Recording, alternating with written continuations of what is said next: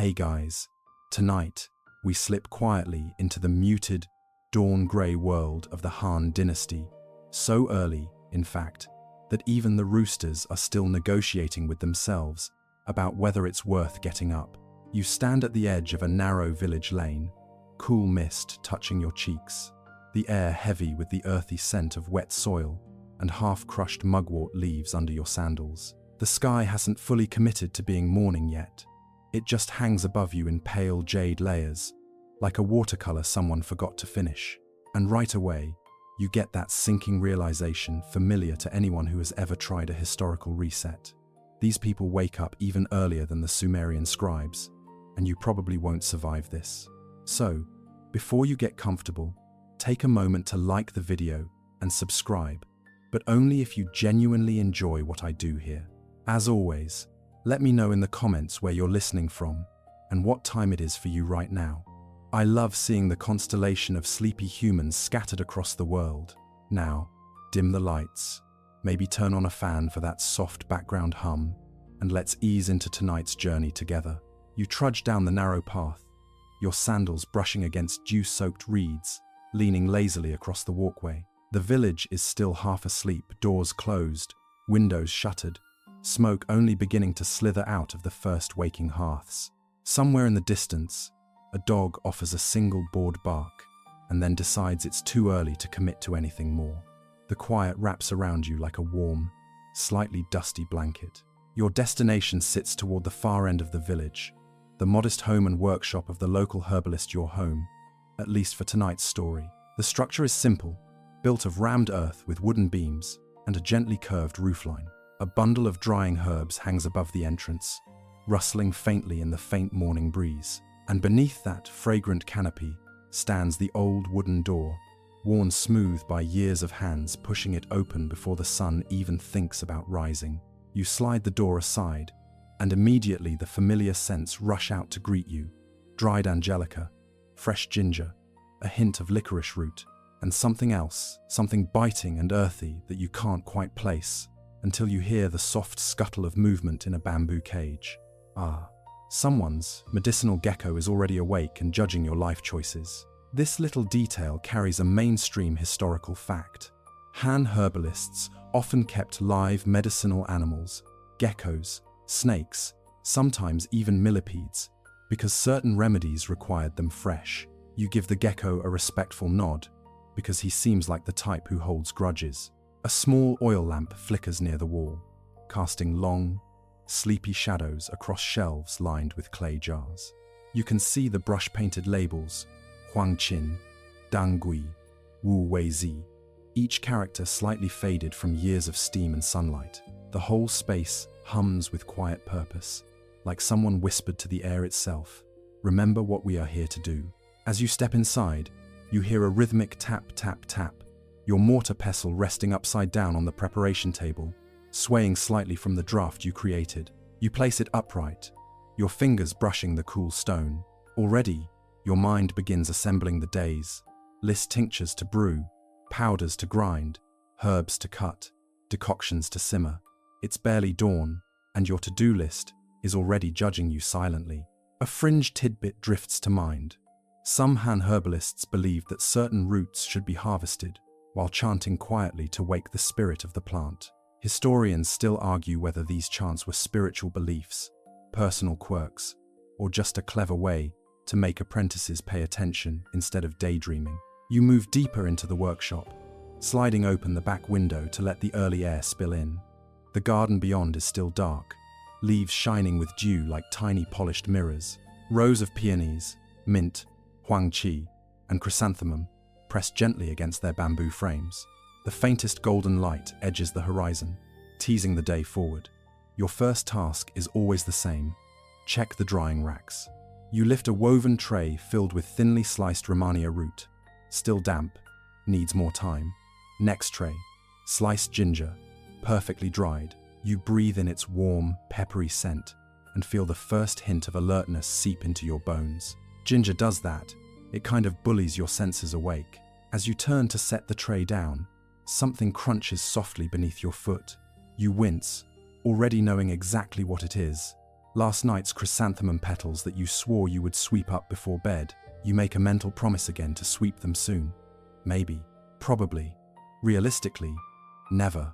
The window light expands, warming the shelves, brightening the packed earth floor, touching the bundles of herbs hanging from the rafters. One by one, you unwrap them, checking texture, color, brittleness. The mint is crisp, but still aromatic. The ginseng is nearly dry enough for slicing. The licorice root bends instead of snaps, still a day away from being ready. You adjust everything with the instinctive delicacy of someone who has done this for years. Another historical fact whispers into your thoughts. Han-Dynasty medical texts, especially the Shenong Benkao Jing, record over 360 herbs used during this era. You smile faintly at the thought. Tonight, you're working with only about 30, a manageable number.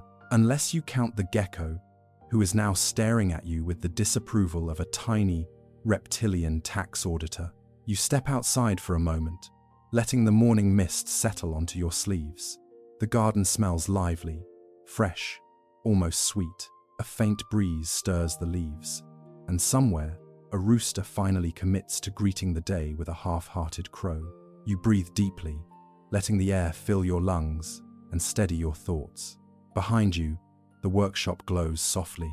Ahead, the world wakes slowly around you. And here you stand, the herbalist, perched at the quiet crossroads between nature, medicine, and the slow, steady pulse of everyday life. You turn back inside, feeling the soft warmth of the rising sun brushing your shoulders. Your day is beginning. Your tools await, and the herbs around you whisper their silent invitations to work patient, ancient, and deeply familiar. You ease the door fully open now, letting the morning air sweep across the workshop floor in a cool ribbon, lifting the edges of stray leaves and tugging gently at the hanging herbs. The sky outside brightens into a soft jade and amber wash, just enough light for you to begin the part of the day every Han herbalist accepts with resigned serenity, gathering fresh herbs before the sun chases away their nighttime potency. You grab your woven basket, still slightly damp from yesterday's rinsing, sling it over your arm, and step into the small footpath leading from the back garden toward the fields beyond the village. Your sandals scuff softly, dew splashing lightly against your toes. The world is so quiet you can hear your own breathing, the gentle rustle of bamboo, and the occasional muffled complaint of a rooster who deeply regrets his job description. You pass between low walls of packed earth, each one warm in color, but still cool to the touch. These walls guide you like sleepy old friends who know exactly where your day must begin. You reach the outer path, a thin dirt road lined with sparse shrubs and small stone markers. In the distance, you hear the faint clunk of a farmer setting his hoe down, the thump of a bucket in a well, and the first murmurs of neighbors greeting each other with that half-whisper reserved for early morning interactions. You nod politely at each passerby, because everyone knows the village herbalist, and everyone also knows not to bother you before your morning harvest. Unless, of course, something is very wrong. A thin breeze lifts your sleeve as you step into the first field, where wild mugwort grows in irregular clumps, their serrated leaves trembling gently. You crouch down, brushing your fingertips across the topmost leaves, soft, damp, perfectly awake. Mugwort harvested too late in the morning loses part of its chi, its vital essence, and becomes less effective in calming restlessness or easing certain stomach troubles. That's your mainstream historical fact for this stretch of sunrise. Han practitioners believed herbs carried shifting properties, depending on the hour they were harvested: morning for clarity, dusk for grounding, night for deeper tonics. You take your knife, its bronze surface dulled by years of careful wiping, and snip the top clusters from the plant. They land in your basket with tiny sighs, each leaf curling as if settling into comfort. You make a mental note again to sharpen the blade later, even though realistically you will forget until it becomes dull enough to embarrass you in front of the blacksmith. As you move deeper into the patch, a strange rustling catches your attention. You freeze, holding your breath. The sound grows louder, skittering, scratching. You squint toward the tall grass and brace yourself for something dramatic, like a startled deer. or an unusually motivated goose. Instead, a plump field mouse pokes its head out, stares at you with the intensity of a tiny accountant, then disappears back into the bush. You exhale, roll your eyes, and whisper, "You almost made me drop the basket, you tiny menace." A fringe tidbit floats to mind. Some Han herbalists believed that if a mouse ran across your path during harvest, it meant your remedies that day would be extra potent. Others believed it meant you should pack up and go home immediately because the spirits are telling you you're tired. Historians still argue whether this superstition was widespread or just invented by herbalists who wanted an excuse to take the morning off. You stand, stretch your back, which cracks loudly enough to alert a passing bird, and continue toward the second patch. Here, tall stalks of Huang Qi astragalus root grow in careful rows. You slide your fingers around the stalk, testing its firmness. Mature, ready, but harvesting the root requires patience, so you kneel and begin loosening the soil with your hands. It's cold and grainy, slipping under your nails in that annoyingly satisfying way. You work slowly, carefully, extracting the thick root without snapping it. Breaking it would waste a week of growth and also wound your pride, arguably the more tragic outcome. The root emerges with a quiet, earthy pop, its pale body flecked with soil. You brush it clean, hold it up to the rising sun, and allow yourself one tiny moment of pride.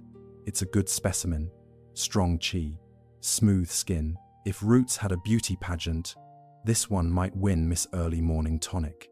You add several more to the basket, humming softly as you work. Not because you're trying to wake the spirit of the plant, but because humming keeps the early chill from sinking too deep into your bones. The tune is simple, repetitive, part childhood memory, part habit. Finally, with the basket half full, you walk toward the far corner of the field where your chrysanthemum plants bloom. They're sleepy still, petals curled inward as though reluctant to face the day. You admire them for a moment. Honestly, you relate. You pluck several blossoms gently, feeling their softness collapse slightly in your fingers. These flowers, once dried, will make a cooling tea for headaches and heat-related tension. As you collect them, a faint buzzing drifts toward you. A bee lands on one of the blooms, giving you a judgmental look, as if asking why you're touching its favorite breakfast buffet. You apologize quietly. The bee remains unimpressed. With your basket now brimming with fresh scents, you turn back toward the village. The road feels a little livelier footsteps, water splashing from a basin, the beginning of breakfast fires. Children run past you, chasing each other with sticks. One nearly runs into your basket, but his mother grabs him by the collar with supernatural reflexes and bows an apology. You wave it off. Kids with sticks are just part of the ecology. Back inside your workshop, the transition is immediate. Outdoor chill collapses into earthy warmth. The drying racks greet you. The herbs hanging from the rafters rustle like they're gossiping about your tardiness. The gecko in the cage gives you side-eye again, because apparently it believes all humans should work harder. You set the basket onto the preparation table and begin arranging the fresh plants into neat piles. Once again, the scents rise around you: bittersweet chrysanthemum, resinous Huang Qi, sharp mugwort. You lay your tools beside them and reach for the kettle. Water, fire, stone, leaf, root. Everything in the room feels alive, ready, leaning into the rhythm of the day. And you? You breathe in, slow and warm, letting the calm settle into your shoulders. Your life is quiet, steady, rooted in ritual and repetition, and yet it feels profound in a way modern life rarely does. You roll your sleeves gently and reach for the first root. The day has begun. You pull the first Huang Qi root toward you, its pale skin catching the dim morning light, and ease it onto the cutting board. Your knife, still a little dull, because let's be honest, you forgot again to sharpen it, glides through the flesh with a soft crunch. Thin slices fall in gentle arcs, collecting into a tidy golden pile. As you work, the workshop begins to fill with that familiar mixture of scents: earthy root, bitter leaf, faint traces of yesterday's decoctions clinging to the pots, and the comforting undertone of warm stone from the hearth. You drop the slices into a shallow bowl. Beside it, atop another board, you arrange the mugwort leaves. Their serrated edges curl slightly as they dry. You tear them into smaller portions, the fibers releasing a deeper aroma, something sharp and ancient and strangely invigorating. You rub your hands together afterward, partly to warm your fingers, and partly because you enjoy smelling like herbs for the rest of the morning. It makes you feel official, like someone who would absolutely win a guess that smell competition. You glance at the window. Outside, the sun is finally pushing past the roof lines, spilling a muted gold onto the courtyard. The shadows retract reluctantly, as though wishing they could sleep in just a little longer. Same, honestly. Your guide, the elder herbalist who somehow manages to appear behind you exactly when you're about to do something questionable, steps into the room.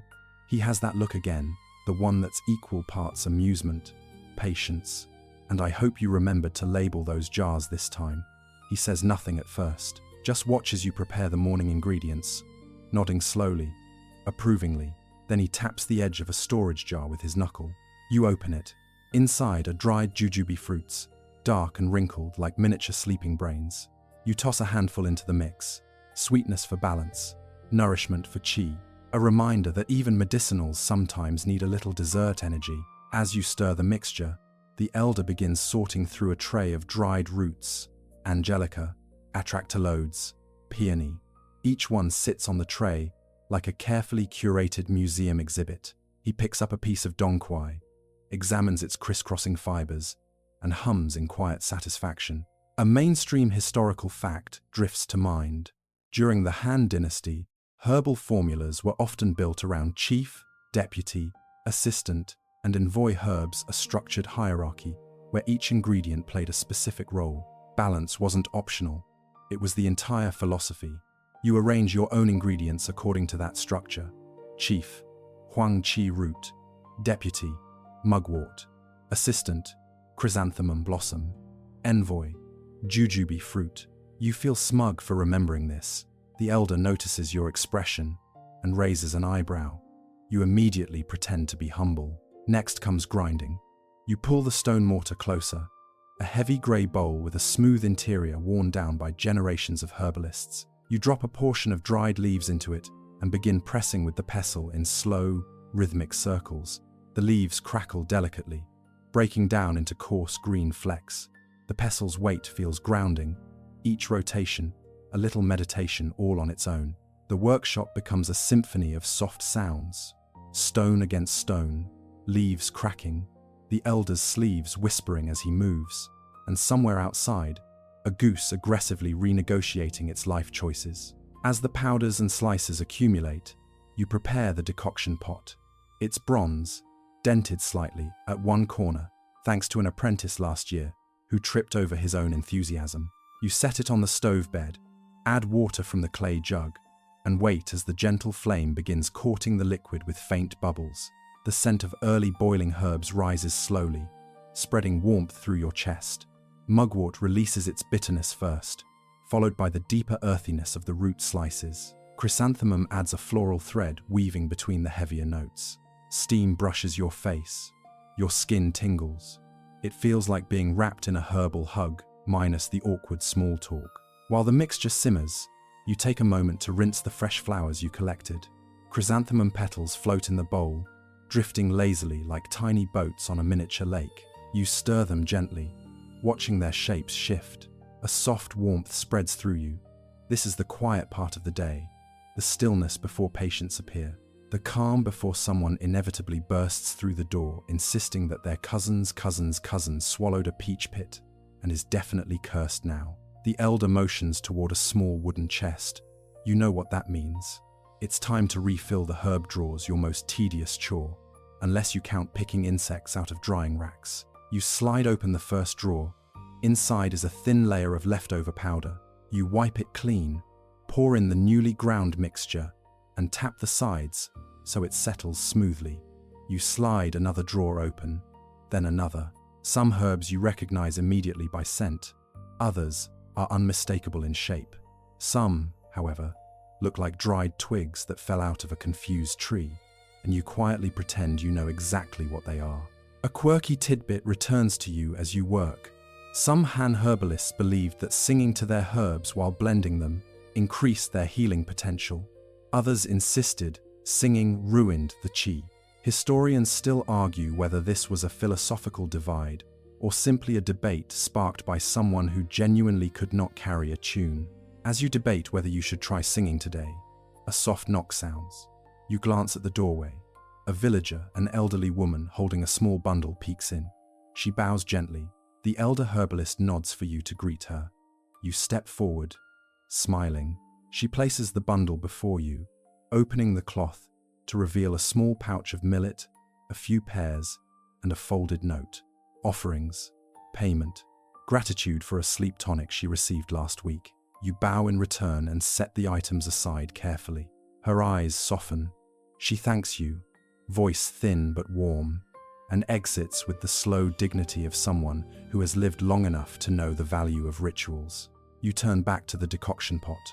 The liquid has deepened to a golden brown shade. You lift the lid. Steam curls upward, carrying scents that seem to straighten your spine. You stir once, twice, then pour the mixture through a cloth filter. The herbal tea streams down in smooth ribbons. It feels like watching the day settle into place. Behind you, the elder herbalist clears his throat. He points to the gecko.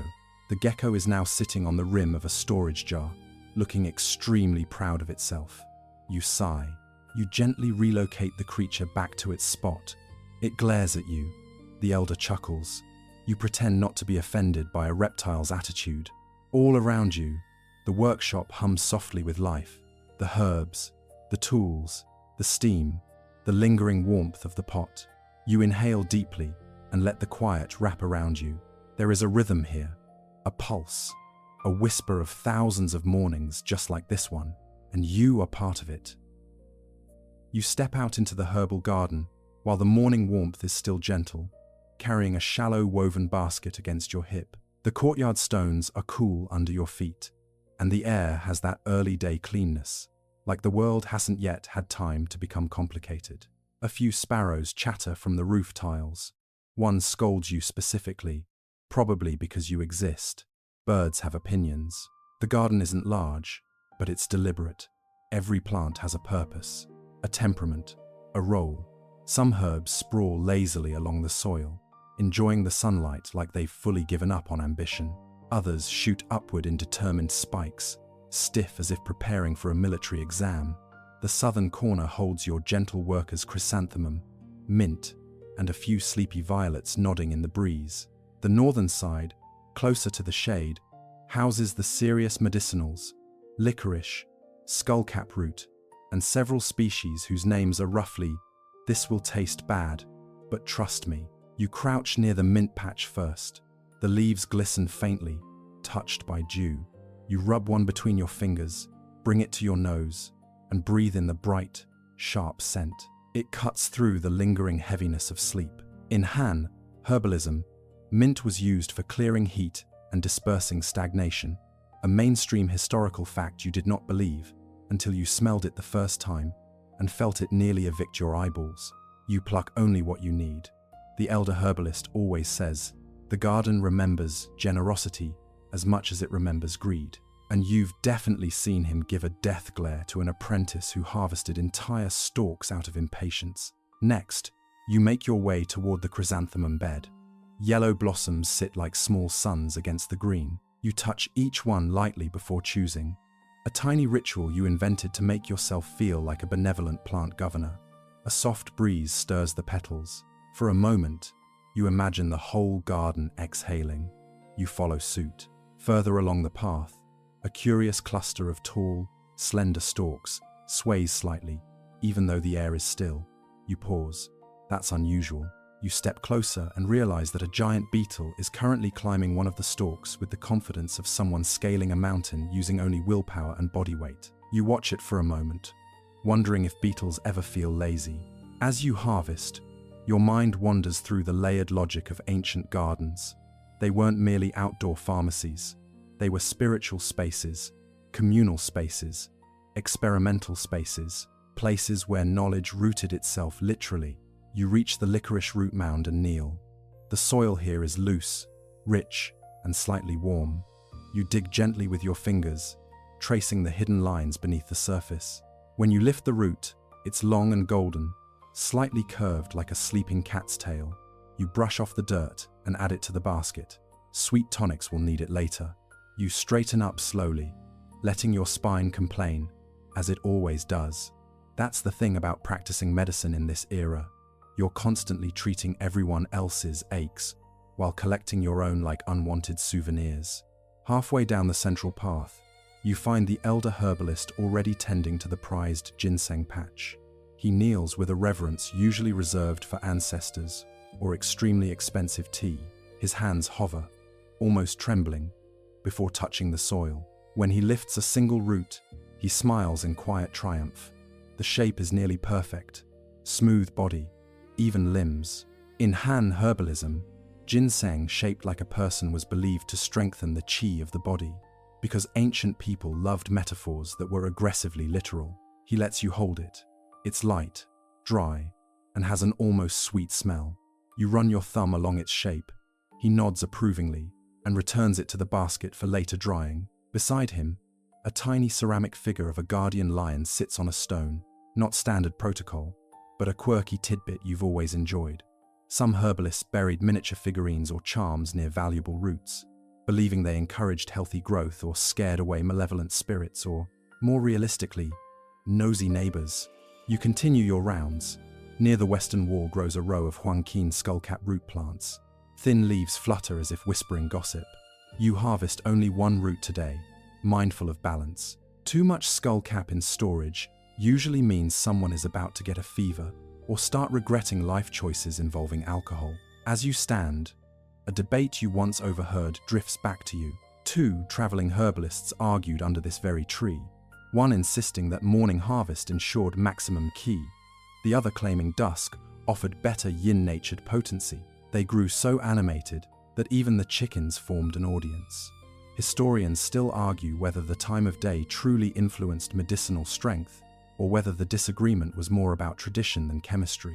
You personally suspect both men simply preferred different lighting. You shift the basket to your other arm and pause to drink it all in. The faint buzzing of bees near the flowers, each one orbiting lazily like drunken pilots. The earthy smell rising from freshly turned soil. The low humming warmth radiating off the garden walls.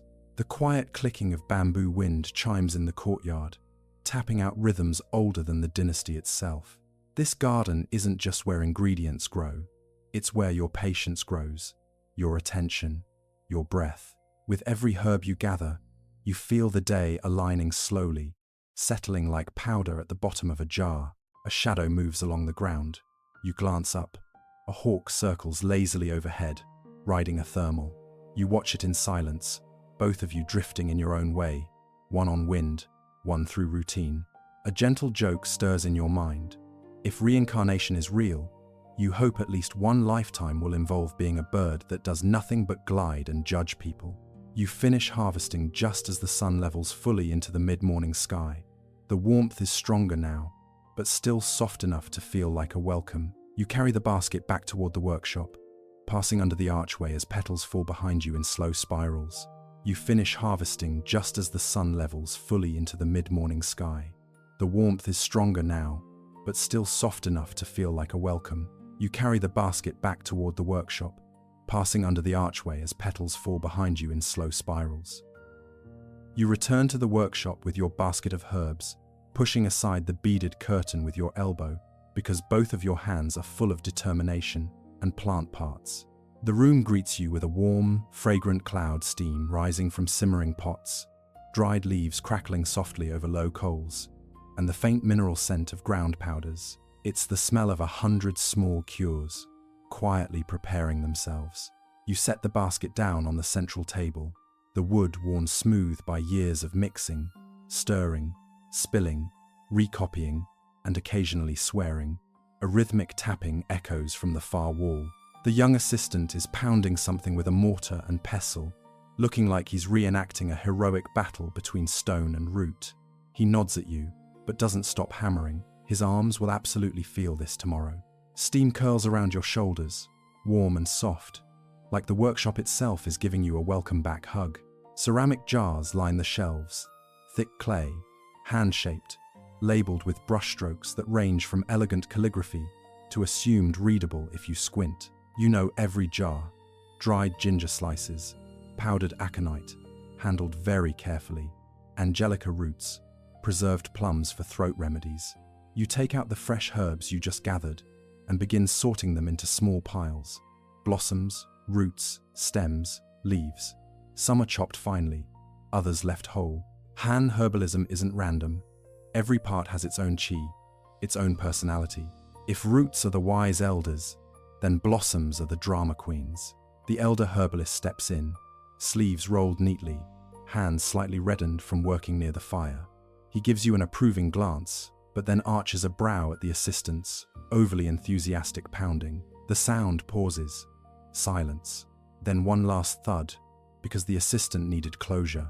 On the main stove, 3 clay pots simmer. Their lids rattle faintly with each bubble. You lift one carefully, letting a plume of fragrant vapor escape. Chrysanthemum and licorice. Light, floral, sweet. A mainstream historical fact. Han-era physicians often decocted herbs in stages, adding ingredients in precise timings to balance potency and temperature. You inhale the steam. Minty top notes dance through the floral warmth. If scents were personalities, this one is reassuring grandmother who tells you to sit down and drink something. The elder herbalist motions for you to start preparing the garden's ginseng root. You wash it gently in a shallow basin. The water ripples, reflecting your tired eyes. With a small bronze knife, you slice the root thinly, each segment showing the pale rings of its age. When boiled, these slices will strengthen qi, warm vitality, and help people who go around pretending they're fine until they dramatically collapse on the floor. Not that you know anyone like that. You lay the slices on a woven tray. A breeze from the open window stirs them slightly. Outside, a chicken screams at absolutely nothing. Chickens, like a few patients you've met, often externalize inner chaos without warning. Next, you turn to the mint leaves. The elder herbalist sits beside you and folds his legs with a grunt that says his joints have declared rebellion. He picks up a leaf, crushes it lightly, and holds it under your nose. "Too strong," he murmurs, shaking his head. You try another. "Too weak." Another. He finally nods. "Good. It's never about the leaf. It's about your attention." Han medicine is 20% herbs, 80% vibe check. He hands you a small, cracked tablet, one listing an old formula. The ink has faded, the edges worn from fingers long gone. You trace the characters carefully. The prescription calls for a balance of warming and cooling herbs, like a small truce negotiated between fire and water.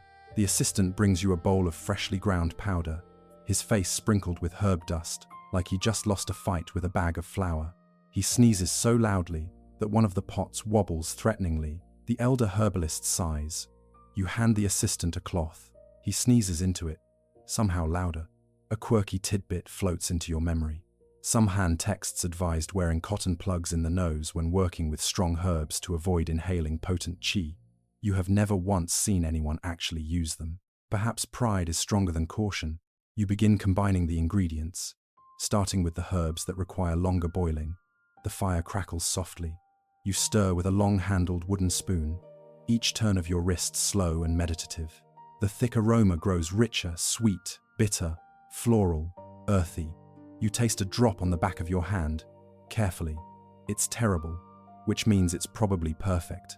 The assistant struggles with threading a small cotton bag used for holding fine powdered herbs inside decoctions. He ties the knot wrong 3 times before handing it to you in defeat. You fix it in 6 seconds. He stares at you like you've performed witchcraft. Near the stove sits a workshop notebook filled with anatomical sketches, herbal notes, and doodles of horses with suspiciously human eyebrows. You add today's garden notes, summarizing the quality of each herb.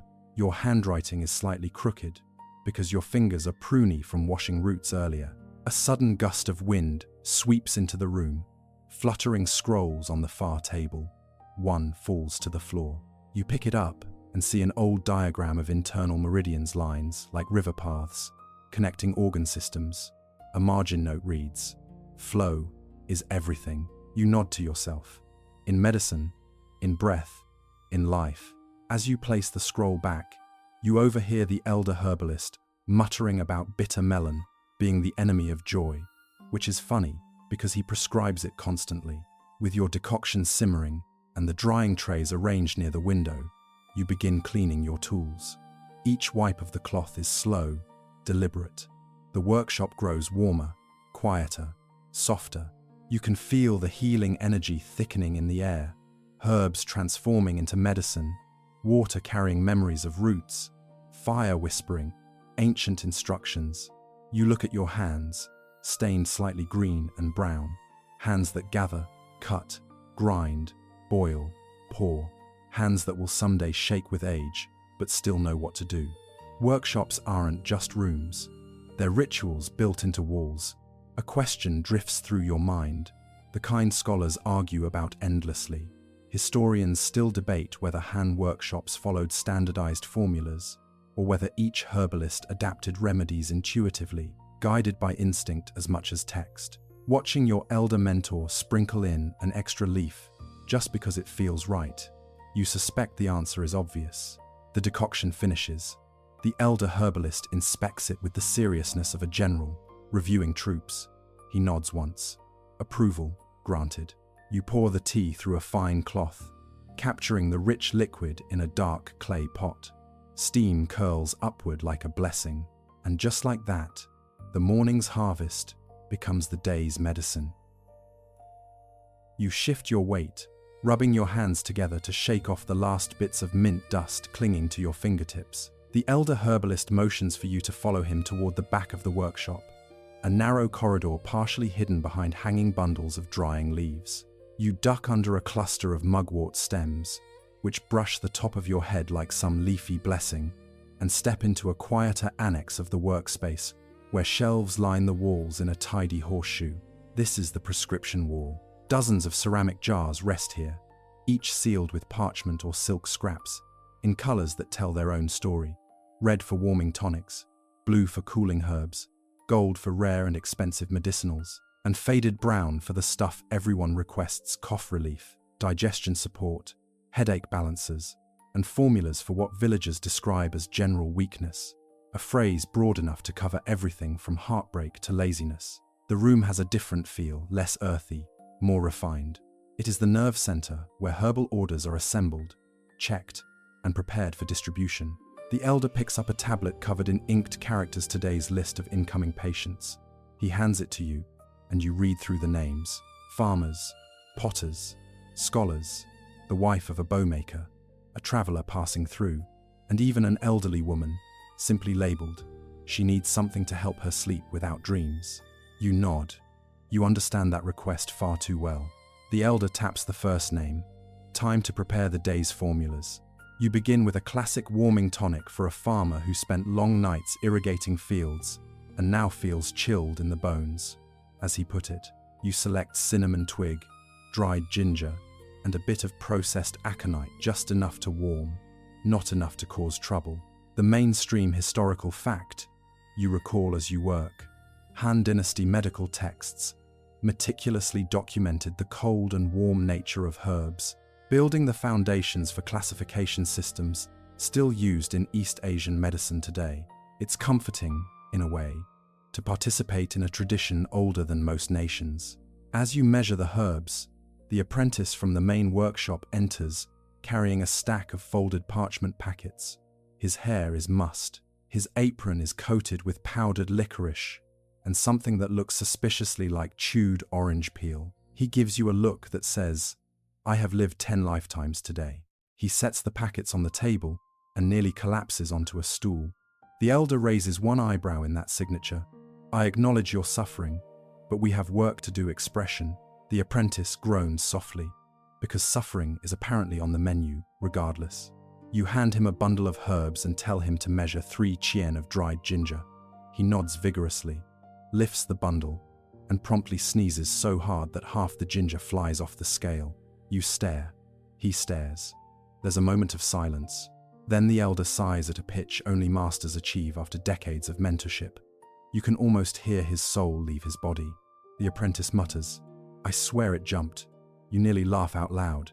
As the ginger situation resolves, You move on to assembling herbs for the bowmaker's wife, who is experiencing sore shoulders from hours of lacquer work. You choose peony root, angelica, and a touch of safflower to promote circulation. While selecting the herbs, a quirky bit of lore pops into your mind.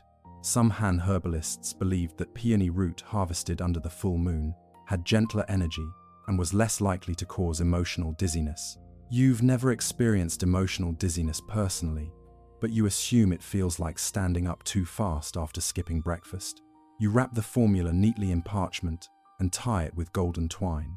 Presentation matters, especially when a patient believes in the ritual as much as the remedy. Next, you work on a headache formula for a scholar. Scholars have a very specific type of headache, the kind caused by reading too long in dim light while pretending enlightenment is just one more scroll away. You pick chrysanthemum, mint, and a few thin slices of gastrodia root. As you do, you recall an ongoing scholarly debate. Historians still argue whether Han herbalists truly believed mint could clear wind from the head, or if it simply tasted pleasant enough to justify its popularity. You suspect both can be true. The elder joins you at the table with a bowl of powdered herbs. He sprinkles them through a silk sieve in the most graceful motion you've ever seen, like watching snowfall from the hands of someone who has spent a lifetime studying winter. He instructs you to blend it into a gentle digestive powder for a potter who, according to the tablet, ate too quickly during market day. You know exactly which potter that is. He has a habit of inhaling his food while shouting across the street at acquaintances who might not even be listening. Your hands move almost automatically now, measuring, slicing, weighing, grinding. You fall into a flow state where time softens, and the room becomes an orbit of fragrant rituals. The rhythmic scrape of the pestle, the soft rustle of parchment, the muted clink of ceramic lids, it all blends into a quiet symphony of healing. You measure calmness into each packet, comfort, warmth, stability. Just as you're packaging the final formula, a woman enters carrying a basket wrapped in cloth. She bows respectfully and asks whether the elder herbalist can prepare something to soften the chest. A poetic way of saying the winter air is making her breath feel heavy. The elder listens quietly, nods once, and hands you a list of ingredients to collect. You gather apricot seed, fritillary bulb, and a pinch of orange peel. As you hand them over, the woman smiles with relief. You can see how much trust she places in the herbs, the hands that prepare them, and the tradition behind them. You try not to inhale too proudly. Before leaving the annex, the elder places a hand on your shoulder and nods toward the table filled with completed packets. 15 formulas, 15 stories, 15 people whose day might get a little easier because of the work you've done. And that quiet satisfaction settles into your chest like a warm cup of tea. You take a breath, absorbing the moment, letting the scents and stillness sink deeper. Then, just as you turn to leave, the apprentice manages to knock over a jar of mint. Of course he does. You step back into the main workspace, brushing stray mint leaves off your sleeves as the annex door closes behind you. The hum of activity resumes around you, slightly louder now that mid-afternoon has arrived, and villagers trickle in seeking remedies, advice, or simply someone who will listen to their ailments with patience. Your guide waves you toward the open courtyard behind the herb house, where sunlight spills gently across stone benches arranged in a semicircle. This is the consultation area. Here, beneath the shade of woven reed panels, the herbalist listens to the troubles of the community. The courtyard feels almost like a small sanctuary, a place where everyday worries soften under the fragrance of drying herbs drifting down from the rafters above. A farmer approaches first, wiping sweat from his brow and explaining that his joints ache as if the winter wind snuck inside his bones. You lead him to a seat, while the elder prepares a simple moxibustion stick. A mainstream historical fact comes to mind. In the Han-Dynasty, practitioners often paired herbal formulas with warming therapies, believing that heat could guide medicine deeper into the body's channels. The elder lights the end of the mugwort stick, and a thin ribbon of smoke curls upward, carrying the earthy scent of dried leaves. The farmer watches the smoke drift with a kind of awed reverence. "Feels like the mountain is breathing on me," he murmurs. You nod sagely, resisting the urge to point out that mountains do not, In fact, breathe, unless you count wind, which the Han herbalists definitely did. As the session continues, another villager takes a seat. A young woman who insists she's been seeing flashing lights at the edge of her vision.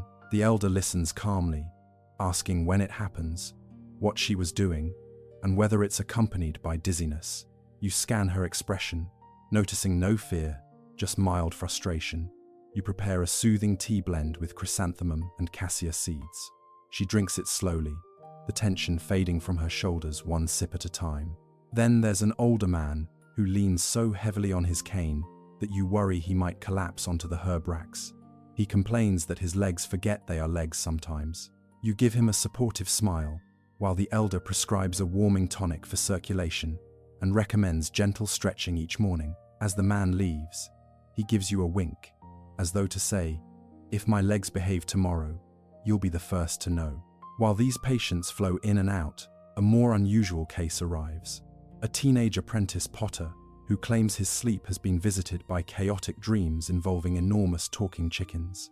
You raise one eyebrow, the elder raises both. The boy swears it's real. You're still trying not to laugh when the elder explains that strange dreams are sometimes caused by digestion imbalances, especially if someone has been snacking late at night. The boy looks guilty, confirming your suspicion that a midnight dumpling binge might be the true villain here. The elder prescribes a mild, calming tea and tells him to avoid heavy foods after sunset. The boy nods solemnly, promising to stay far, far away from dumplings tonight. You both know he's lying. A quirky historical tidbit drifts into your thoughts. Some Han healers believed that dreams were influenced not only by diet, but also by the direction a person faced while sleeping. Sleeping toward the east invited calm dreams. Sleeping toward the west might bring restless spirits. You consider mentioning it, then decide against giving him another detail to obsess over. Between consultations, the elder pauses to speak with a traveling physician who has stopped by to exchange herbal knowledge. They trade seeds, discuss new medicinal experiments, and share updates about seasonal illnesses spreading across nearby villages. Their conversation flows easily, weaving medical theory with plant lore and the occasional friendly debate. You catch one interesting comment. Historians still argue whether traveling physicians were fully trusted by local communities or viewed with cautious curiosity. From what you're seeing, the elder seems to appreciate the exchange, though he does double-check every seed the traveler hands over, sniffing each one like a skeptical squirrel, evaluating a questionable nut. As the afternoon light begins to soften, you shift into a new role, record keeper. You sit at a low table, brush in hand, copying the details of each consultation onto bamboo slips. Complaints, formulas, dosages, reactions, and follow-up instructions. Everything neatly organized in rows of tidy characters. The brush strokes feel almost meditative. The ink flows in a rhythm that mirrors the calm energy of the courtyard. You document the cases, the farmer's joint pain, the flickering lights of the young woman's vision, the cane-bearing elder's tired legs, the potter's chaotic chicken nightmares. You smile as you write that last one, resisting the temptation to add a little doodle of a chicken holding a lecture scroll. The filtering sunlight turns the ink warm and glossy. A breeze stirs the reed panels, sending shifting patterns of light across your notes. Then, the courtyard falls quiet as the final visitor arrives. A mother carrying a little girl who looks exhausted, her eyes half-lidded, her breathing shallow but steady. The mother explains that her daughter has been coughing through the night. You help the elder prepare a gentle formula with apricot kernels and licorice root. The girl sips it slowly, the lines of tension around her mouth softening. The mother bows deeply, thanking you both. You feel a warm pressure in your chest, not dramatic or heroic, just the soft satisfaction of seeing someone comforted. The courtyard empties. The herbalist stretches his back, joints crackling softly in the quiet air. You gather the leftover herbs, reorganize the consultation benches, and breathe in the fading warmth of the day. Just as you think things are winding down, the apprentice rushes out of the workshop holding a jar with both hands. "It happened again," he says miserably. Apparently he knocked over the mint jar for the second time today. You pinch the bridge of your nose. The elder stares at the sky. Somewhere in the distance, a chicken squawks. perfect timing. You carry the tired energy of the courtyard with you as you step back inside, letting the reed curtain fall behind your shoulders with a soft sigh. The herbalist stretches his arms once more, slow, deliberate, like an old pine tree loosening its branches after a long day of wind, and then nods toward a narrow side passage.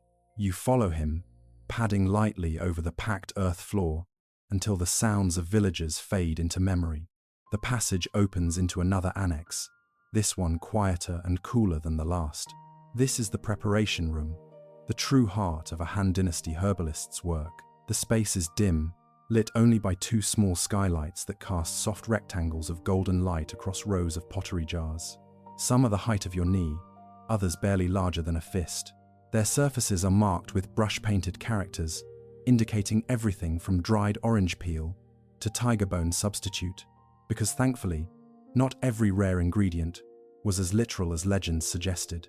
A faint warmth rises from an iron brazier in the corner, filling the room with a soft haze of herbal fragrance, ginger, ginseng, magnolia bark, and something faintly floral you can't quite name. The herbalist gestures for you to sit at a low bench while he brings over a shallow tray filled with ingredients.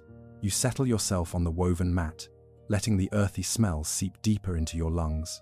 The tray contains dried leaves, thin wood shavings, curled roots, tiny seeds, and slices of something that looks suspiciously like thin parchment, but turns out to be dried pear skin.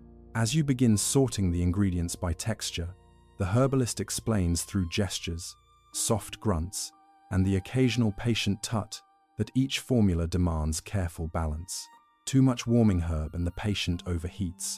Too much cooling herb and the treatment becomes sluggish. He hands you a handful of bright red goji berries, motioning for you to grind them lightly with a stone mortar. As you begin, a mainstream historical fact floats through your mind. Han practitioners relied heavily on pattern diagnosis, identifying imbalances in the body's qi, rather than focusing solely on isolated symptoms. A cough, a chill, a restless night. These were clues within a larger web of bodily harmony. The act of preparing herbs wasn't merely pharmaceutical, it was interpretive, philosophical, nearly poetic. You crush the berries gently, watching ruby specks cling to the mortar. The herbalist nods approval. Good start, but your victory is short-lived. He hands you a bundle of tough, knotted roots next, clearly expecting you to slice them into uniform strips. You try, truly, but the knife catches. The slices come out uneven, and one piece skitters off the table entirely, landing near an open jar. The herbalist follows its arc with the passive expression of a man who has long abandoned hope. You offer a sheepish grin. He retrieves the rogue root piece and places it back on the tray with a sigh so deep and theatrical that even the jars seem to roll their painted eyes. The moment is oddly comforting. You're not expected to be perfect here, just present, willing, and maybe slightly less clumsy with time. You move on to your next task, weighing dried herbs with a balanced scale. The wooden arms of the scale wobble like a toddler learning to walk, and you hold your breath as you sprinkle small piles of herbs onto one side. The herbalist watches closely, nodding once when the beam levels. You exhale, proud that you didn't accidentally yeet a handful of licorice root across the room. While you work, he prepares a decoction at the brazier. Water simmers in a clay pot, steam curling lazily upward. He adds the heavier roots first, they need more time to release their strength, then the leaves, then the aromatics at the end. The room fills with warm, fragrant vapor that clings to your clothes. A quirky historical tidbit comes to mind as you stir the mixture.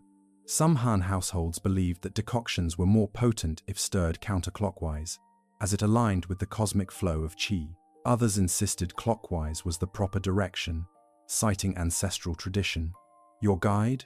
He shrugs and stirs in whatever direction his wrist feels like. You decide not to ask which method is correct in case it sparks a 2,000-year-old family argument. Meanwhile, a young assistant arrives with a basket of newly dried herbs, except he trips over his own foot the moment he enters. The basket tilts. Several handfuls of shredded Romania fly into the air like confetti at the world's most underwhelming parade. The assistant freezes. You freeze. Even the steam seems to pause. Then the herbalist slowly turns, eyes narrowing, and lets out the kind of sigh that could melt bronze. You help pick up the scattered herbs, brushing dirt from each piece. The assistant mutters an apology so quietly it sounds like a mouse reciting poetry. The herbalist forgives him with a tired wave of the hand. This is, you suspect, not the first time herbs have been prematurely airborne today. After the minor disaster is contained, the herbalist leads you to the back wall where bundles of fresh plants hang upside down from wooden rods. The late-day light slants across them, turning stems into silhouettes. He gestures for you to check each bundle for dryness. You touch a leaf, it snaps cleanly between your fingers. Perfect. Drying herbs is a silent negotiation with the weather, he seems to say through his expressive eyebrows. And truly, historians still argue whether Han-era drying techniques were standardized or improvised, based on whatever space and airflow a practitioner could find. Looking around this humble room, you suspect it was mostly improvisation, plus a dash of intuition and a generous sprinkle of experience. Next comes one of the more delicate tasks, forming small herbal pills. Powdered ingredients mix with honey until the texture resembles warm clay. You knead it carefully, rolling tiny spheres between your palms. They're supposed to be uniform. Yours look like oddly shaped celestial bodies orbiting the wrong axis. The herbalist inspects them with measured patience. He plucks up one of your more lopsided creations, holds it to the light, and raises a single eyebrow high enough to form a small mountain range. You sigh. He smiles. Progress. As dusk creeps toward evening, you help strain the decoctions into ceramic cups. The herbalist pours the first batch into a carved ladle, tilting it so the liquid runs smoothly through a fine reed filter. You mimic him carefully, managing not to spill anything, except a few hopeful drops onto your own wrist. You tidy the workspace, stack the jars, wipe the table, and breathe in the lingering aroma of herbs. The room feels calmer now, its chaos distilled into order, its clutter resolved into neat piles, its warmth settling like a blanket over your tired shoulders. You step back from the table, your fingers stained with berry red and root dust, and realize something. This room is not just where medicines are made, it's where patience is forged, where wisdom is passed down, where mistakes become lessons, and lessons become memory. The herbalist gives you a simple approving nod before reaching for a fresh bundle of herbs. Daylight fades. Your workload doesn't. You follow the herbalist out of the preparation room and into a quieter hallway, your hands still carrying the faint scent of crushed berries and warm honey. The evening air outside the doorway feels cooler, washed in the blue-gold glow of a setting sun. The herbalist pauses, rolls his shoulders like someone preparing for one more task before calling it a day, and then motions for you to step into the next space. A long, narrow room, lined with bundles of drying plants. This is the drying corridor, the quiet middle chapter of everything you just helped prepare. You tread lightly across the smooth floor. The air smells different here, less of simmering decoctions and more of crisp leaves, dusty stems, and the almost sweet perfume that plants release when they surrender their last bit of moisture. Light seeps through lattice windows, hitting the hanging herbs in soft, golden bands. Each band turns the leaves into tiny stained glass panels, flickering gently as the air moves. The herbalist walks down the row, tapping bundles with the casual authority of someone who can identify herbs purely by sound. You watch as dried angelica rustles like brittle paper, while licorice root hangs heavy and quiet, absorbing the dim light like an old piece of lacquered wood. You reach up to brush the surface of a chrysanthemum blossom. Its petals crumble slightly at your touch, soft as old parchment. A mainstream historical fact comes to mind. Han herbalists relied on precise drying techniques not only to preserve ingredients, but to enhance their effects. Some herbs were intentionally dried in shade to maintain potency. Others were left in sun to reduce toxicity. Airflow was everything. Moisture was the enemy. Mold was a tragic, smelly confirmation that someone had absolutely messed up. The herbalist stops at a bundle that droops slightly, not fully dry, not fully fresh. He hands it to you with a tilt of his head that says, "Fix it." You place the bundle on a slatted bamboo rack beneath the window. It needs more circulation. A simple adjustment, but the herbalist nods in approval again. Then, To your surprise, he hands you a small wooden paddle. You look at the paddle. You look at him. He gestures toward the ceiling. On instinct, you wave the paddle upward, creating a small, controlled current of air around the herbs. You feel like you're gently fanning a very delicate, very fragile audience. The herbalist seems amused by your overly cautious motions, but also faintly impressed that you're not causing a windstorm. Halfway down the corridor, a young assistant is crouched over a tray of seeds, separating them by size. He doesn't notice your arrival until he sneezes so violently that a dozen seeds bounce into a bowl of something they absolutely don't belong in. His eyes widen. He looks at you, then at the herbalist, then back at you, with the universal expression of someone who knows disaster has occurred and deeply regrets existing. The herbalist just shakes his head slowly. You help the assistant fish out the rogue seeds, trying not to laugh when one of them escapes your grasp and rolls merrily away, like a tiny round fugitive. A quirky historical tidbit rises to the surface. Some Han herbalists would listen for nocturnal insects, especially crickets or cicadas, to determine the ideal nighttime humidity for drying delicate herbs. Supposedly, different chirps suggested different levels of moisture in the air. The herbalist beside you? He clearly has no interest in decoding cricket dialects. He simply touches a leaf, sniffs it lightly, and decides its fate, like a plant whisperer. At the far end of the corridor sits a large, rectangular bamboo tray covered in thick, leathery slices of something dark and glossy. The herbalist gestures for you to lean closer. It smells sweet and earthy, with just a whisper of bitterness prepared Romania, a root steamed 9 times and dried 9 times, believed to nourish blood and replenish essence. You pick up a slice.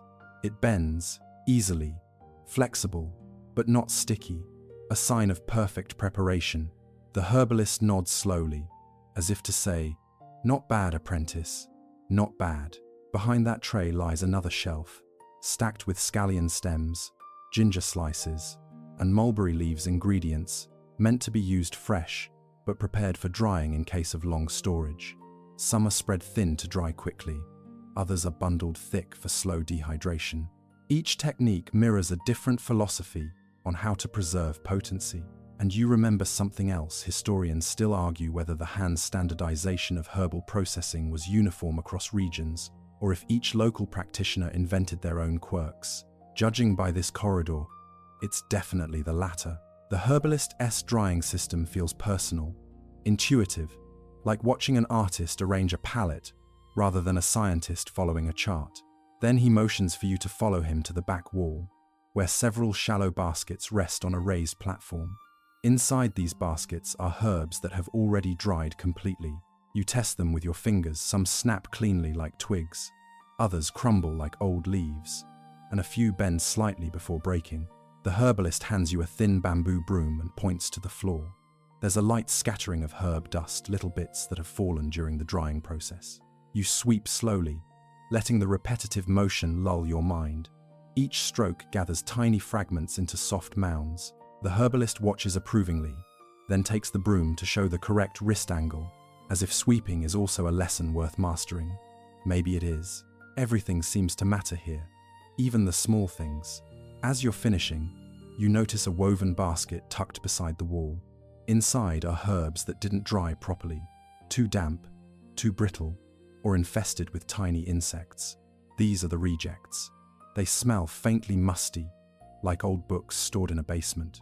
The herbalist picks up a handful, examines them, then tosses them gently into a different bin. Not every plant survives the process, his expression says. Neither does every attempt. That's normal. You stand there for a moment, looking at the good herbs drying above and the failed ones below, both part of the same rhythm, both inevitable. You return to the herbalist's side as he checks one last hanging bundle, mint leaves, crisp and fragrant. He crushes a leaf lightly between his fingers and lets the scent rise in the fading light. Then he hands you a few pieces to store in their jar. You place them inside carefully, feeling oddly honored to be part of the cycle. The sun is nearly gone now. The room hums with quiet. Your eyelids feel a little heavier, but the herbalist has already turned, walking toward another room, and you know you're not done yet. You follow the herbalist out of the drying corridor and into the cool dusk air of the courtyard. The sky now a soft gradient of lavender melting into deep blue. Lanterns flicker to life one by one along the walkway, their warm glow catching on the edges of clay pots and wooden beams. Crickets hum from somewhere unseen, as if offering background music to your increasingly sleepy tour of Han-era herbal life. The herbalist walks ahead with an easy, steady pace, and you trail behind, feeling like a slightly wilted stalk of mint.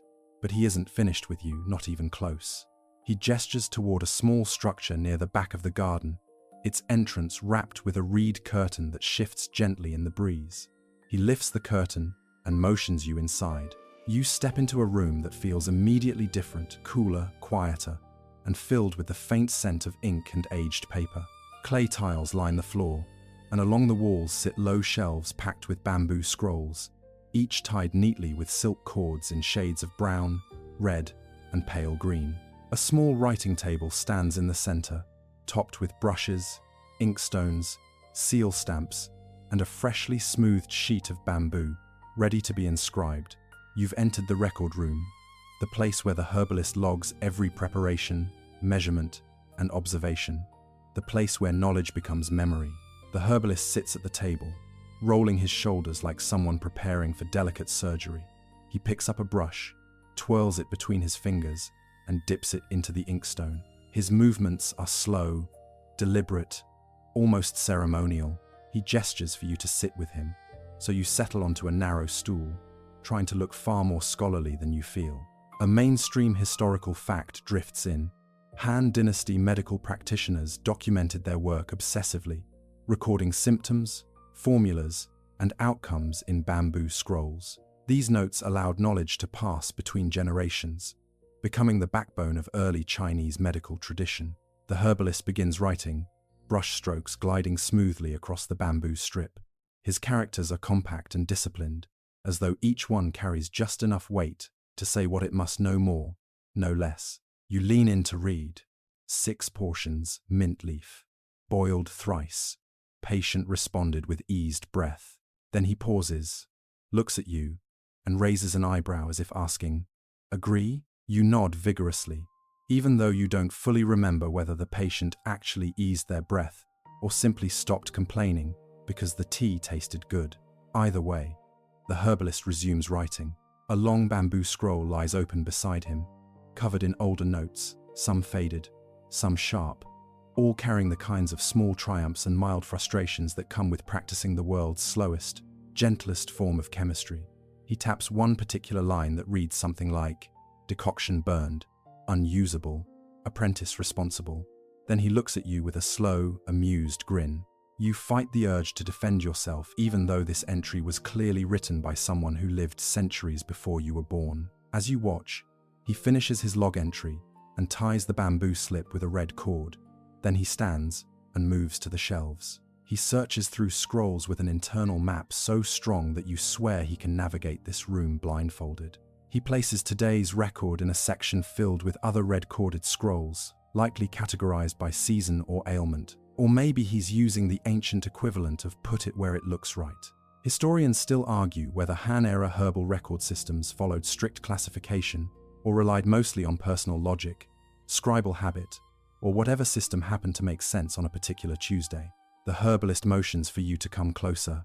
He hands you a scroll tied in faded green. You untie it carefully. The bamboo slats click softly as they open like an accordion. Inside is a beautifully written treatise on warming herbs, each entry describing how certain plants chase cold from the limbs or steady the movement of qi. Some symbols are crisp, others look like they were carved into the bamboo by someone who was annoyed or extremely late for dinner. You're halfway through reading when a tapping sound echoes from the doorway. A young assistant peeks in sheepishly, holding a bamboo slip with a blotchy ink smear across the top. The herbalist takes the slip, examines the poorly written characters, and sighs deeply, the sigh of a man who has spent decades watching handwriting fall apart at the hands of overexcited novices. He hands the slip to you. You look at it. It looks like a toddler did calligraphy while being chased by a chicken. The herbalist gestures for you to rewrite it properly. You pinch the brush like he showed you earlier, dip it into the ink, and attempt the first character. The stroke starts strong, then wobbles like a drunken worm. The herbalist winces. You try again. The second attempt is slightly better now. It looks like a sober worm, at least. On the third try, you manage something that vaguely resembles a legible symbol. The herbalist nods, approving of your upward trajectory. The assistant? He looks at you like you've just grown into his personal nemesis.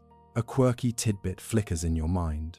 Some Han herbalists believed brushwork reflected a practitioner's chi, messy strokes meant unsettled energy, while smooth, firm characters meant balance and clarity. Judging by the herbalist's expression at your first attempt, your chi is probably tangled like cooked noodles right now. The herbalist gathers several scrolls from different shelves and lays them on the table. These are his private reference records. Formulas that worked, ones that failed, notes on seasonal illnesses, and little annotations like villager exaggerates symptoms, or this patient blames ghosts for everything. He flips one scroll open to a page filled with red markings around a single character. Apparently, an older practitioner had debated whether a certain herb should be described as cooling or merely slightly cool. The herbalist taps the page and rolls his eyes, his way of saying, "Yes, this argument has lasted centuries." You read it again, amused. Herbalists arguing for decades about temperature categories. Absolutely on brand. You move to return the scroll when you spot something odd on the shelf. A bamboo strip with a single doodle. A very round cat with surprisingly expressive eyebrows. You hold it up. The herbalist freezes. Then he snatches it away like you've uncovered state secrets. His face tightens, then softens into a reluctant smile. Apparently, even ancient herbalists doodled on the job. The room grows quieter as the herbalist seals the last scroll, presses it against the ink pad, and stamps it with his personal seal, a small circular mark carved with flowing lines resembling mountain ridges. He wipes the seal clean, blows gently on the still glossy ink, and places the finished record on the shelf with a soft click. He looks at you for a moment, then gestures toward the door. Record keeping is done. For now. Lantern light spills into the room from the hallway, casting long, sleepy shadows across the floor. You rise from your stool, arms a little stiff from writing, mind buzzing softly from the gentle monotony of ink and bamboo.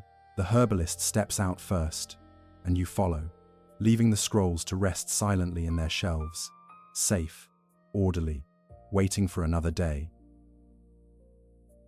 You trail behind the herbalist as he steps out into the courtyard, where the last warmth of the day lingers like a drowsy sigh over the stone pathways. The lanterns sway gently in the breeze, their light forming soft halos that pulse with each flicker of the flame. Even the air feels quieter now, settling into that velvety calm that only comes after the busiest hours have passed. The herbalist gestures for you to follow him toward a small, low-roofed room along the side wall of the compound, one you haven't visited yet. The doorway is narrow, fitted not with a curtain this time, but with a wooden sliding panel carved with delicate patterns of cranes and clouds. When he pushes it open, a faint, spicy warmth spills out. Inside, you're greeted by the scent of herbs being heated, not in cauldrons or boiling pots, but over glowing charcoal, arranged carefully in a clay brazier. The room is simple but meticulously arranged. Bundles of herbs hang from beams, trays of powdered roots rest in neat stacks, and in the center sits a low bench where someone has assembled a set of tools you haven't seen before. Welcome to the roasting room. You step inside, and the herbalist slides the door shut behind you, sealing out the night air. The atmosphere is thick but comforting, like being inside a giant herbal teapot without the danger of becoming soup. The herbalist picks up a thin tray filled with dried slices of angelica root and places it over the brazier. The slices begin to curl slightly as heat kisses their edges. A faint aroma rises, sweet and earthy, with a hint of something sharp that tingles the back of your nose. The herbalist inhales deeply, eyes closing for a moment, as if savoring a favorite memory. A mainstream historical fact floats into your mind. During the Han-Dynasty, herbalists frequently roasted, charred, or heated certain ingredients before use. This process was believed to alter their properties, sometimes making them gentler on the stomach, sometimes enhancing their ability to move qi, and sometimes simply improving the flavor so patients would stop complaining. The herbalist, uses a bamboo spatula to gently stir the slices, making sure they roast evenly. Then he hands you the spatula. You stir cautiously, terrified of burning something worth more than your daily self-esteem. The root slices dance lightly, shifting from pale beige to warm golden brown. The herbalist watches with the intensity of a teacher observing a student defuse a bomb. When he's satisfied, he gives a small, approving grunt, which, in Han-Dynasty herbalist language, probably means, "You didn't ruin anything." I'm impressed. He pours the roasted angelica into a clay bowl, then moves to another tray, this one containing thin strands of licorice root. He lifts the tray and gives it a small shake. A few strands fall to the floor, and you bend to pick them up, but he waves you off. Then he smiles a small, mischievous smile. You don't realize why until he picks up one of the fallen strands and tosses it into the brazier. It crackles, pops, and sends up a tiny spark, like a firework for ants. A quirky tidbit emerges. Some herbs, when roasted over direct flame, crackle like tiny fireworks. Children in the Han Dynasty were known to sneak these herbs to create mini celebrations behind their homes. The herbalist demonstrates again, and you can't help laughing. It's charmingly chaotic. He returns to the licorice, roasting it with more seriousness than fireworks deserve, and taps the tray occasionally with his spatula. The room fills with a warm, sweet aroma that settles into your chest like a cozy blanket.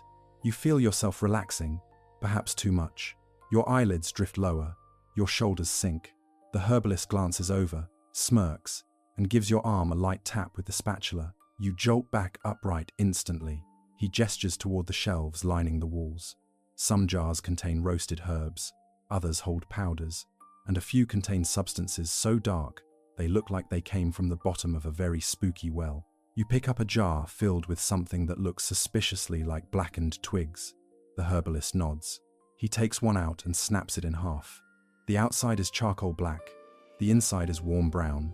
This is charred herb, not burned to ruin but carefully heated to change its properties. The herbalist puts the jar down and gestures to a bundle of dried ginger next. Instead of roasting it, he places the slices on a hot stone slab set slightly above the brazier. They warm slowly, sweating small beads of oil. He slides a tray underneath to collect the droplets golden liquid that smells like pure fire and spice. He dips a bamboo brush into the ginger oil and draws a thin line on your forearm. The warmth sinks into your skin, spreading in small, glowing pulses. You stare at him. He nods. This was an actual practice, using warm infused oils for targeted relief, especially for stiffness or cold-related pain. As you admire the tingling warmth, the herbalist moves to another corner of the room where a series of clay molds sit. The molds are shaped like small discs, each with a raised character carved into the center. He holds one up for you to see. Tang. It reads meaning decoction. He pours powdered herbs into a shallow bowl, mixes them with thick honey, and shapes the mixture into small pastilles using the mold. The result looks almost like ancient cough drops. You raise an eyebrow. He nods again. Yes, Han Dynasty herbal cough drops were a real thing. One pastille drops to the floor. You reach for it, but the herbalist snatches it first and holds it up between his fingers. He gives you a warning look. You realize these things probably taste like a mixture of earthy bitterness, regret, and mild suffering. You let him keep it. He continues shaping the pastilles, laying them on a bamboo tray to cool. Once he's done, he removes the ginger oil tray and pours the cooled droplets into a small jar. He seals it with wax and places it on the shelf. You watch with growing appreciation, not just for the skill, but for the rhythm of it all. Roast, stir, cool, press. The motions become almost hypnotic, like a soft drum pattern. The herbalist returns to the brazier, now glowing low. He opens a small jar, sprinkles dried orange peel into the embers, and lets the air fill with citrus warmth. It's calming, grounding, perfect for sleep. As you inhale, the herbalist taps the side of the brazier with his spatula, signaling the session is over. You help him clean the tools, stack the trays, and close the jars. Before leaving, he picks up one pastille and hands it to you not to eat, but to keep.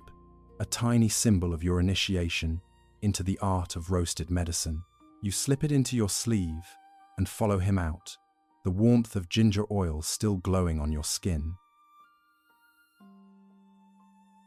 You follow the herbalist back toward the main walkway, but he slows, pausing beside a dim side corridor you've barely noticed, before narrow, shadowed, and lined with worn stone tiles that seem to remember every footstep from centuries past.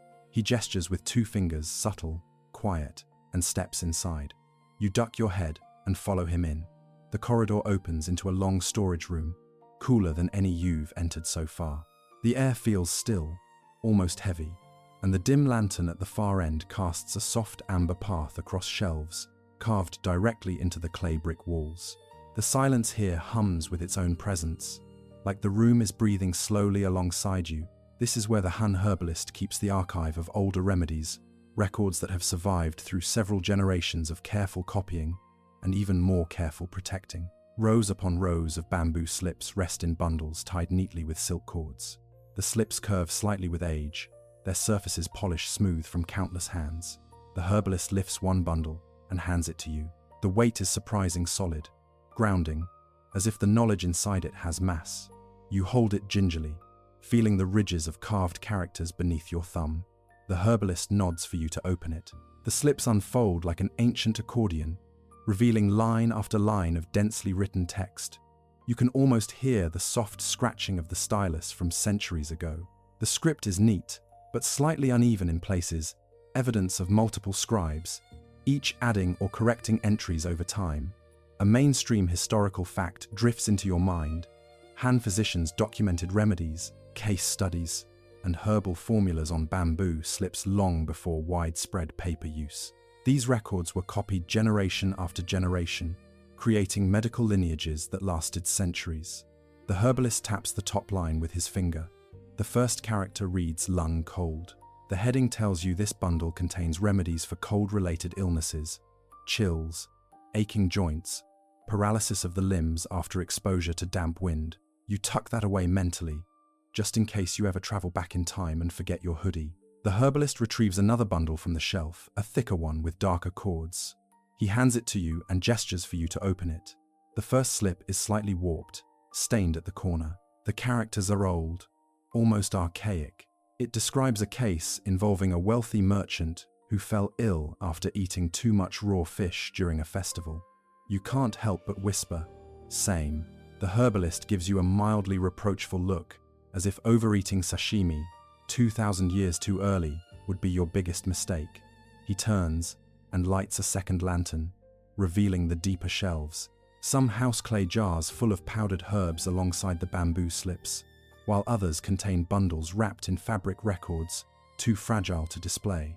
A few shelves even hold carved wooden tablets etched with diagrams of plants. The drawings are simple, but the detail is exquisite. Leaf shape, root structure, branching pattern. A quirky tidbit appears in this maze of knowledge.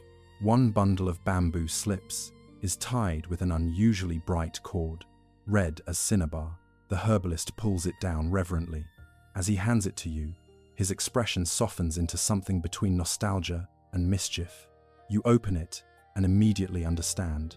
It's a collection of herbal household tips, not official medicine, not formal diagnostics, just everyday life advice like to keep insects out of grain jars, hang dried mugwort above the lid, to soothe a crying infant, warm a pebble, and wrap it in cloth for the belly, to reduce laundry smell, boil clothes with orange peel, because even 2,000 years ago, nobody liked stinky robes. You laugh quietly. The herbalist smirks. Apparently, ancient people had life hacks long before YouTube tutorials existed. As you continue exploring, you pull out a bundle of slips, written in noticeably different handwriting, more rounded, softer strokes. The herbalist watches you read the top line and murmurs something under his breath. You look closer. This set appears to be written by female practitioners, women who learned healing arts within families and temples. Their remedies rely more on sensory observation and intuitive pairings of plants. It's a gentle reminder that ancient medicine wasn't just the domain of official male physicians. Women healers played a crucial and consistent role. You run your thumb along the cords, appreciating the texture of the past. As you explore deeper, you encounter shelves with both bamboo slips and bound sheaves of early paper. The paper is yellowed, fibrous, almost translucent at the edges, but surprisingly intact. The herbalist points at the shelf, then makes a seesaw motion with his hand, implying uncertainty. You know exactly what he means. Historians still argue whether paper became common among herbalists earlier or later than these records suggest. Some say it spread faster in medical circles. Some say bamboo slips were preferred because they resisted moisture. The truth, like many truths, is probably a mix. You move on, guided by the herbalist's gestures. He leads you to a low table where a clay pot sits beside a tiny wooden drawer set. Inside, the drawers are samples of rare herbs, each stored in minuscule amounts, just enough to identify the colors, shapes, and scents. He slides one drawer open to reveal a tiny curled root that looks like a shriveled dragon. He slides another to reveal dried plum blossoms pressed flat like delicate paper charms. He hands you one of the plum blossoms. The scent is faint, just a whisper of floral sweetness. You bring it closer, and the herbalist touches your wrist lightly. Don't crush it. It's a reminder of how precious these specimens are. He shows you how some herbalists documented not only remedies, but also where each herb was found, when it was harvested, and how weather affected potency. These notes form a kind of ancient data set long before spreadsheets or apps existed.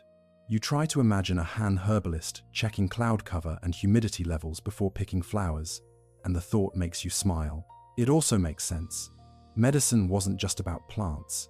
It was about timing, environment, and an almost spiritual relationship with nature.